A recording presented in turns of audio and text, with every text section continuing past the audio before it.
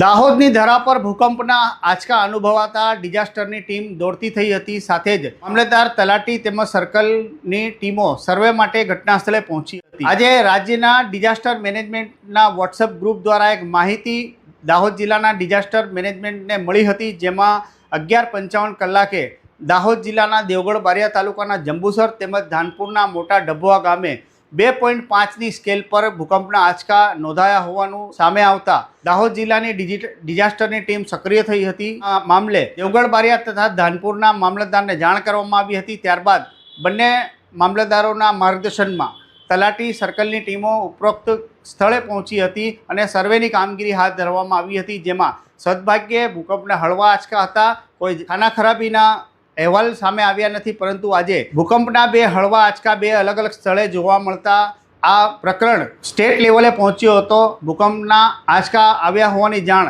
દાહોદમાં વાયુવેગે થતાં આ મુદ્દો ટોક ઓફ ધ જિલ્લો બનવા પામ્યો હતો। આ ભૂકંપ કેવી રીતે આવ્યો તે હાલ હવે ભૂસ્તર શાસ્ત્રીઓ તેમજ સ્ટેટની ડિઝાસ્ટરની ટીમ તપાસ હાથ ધરી રહી છે।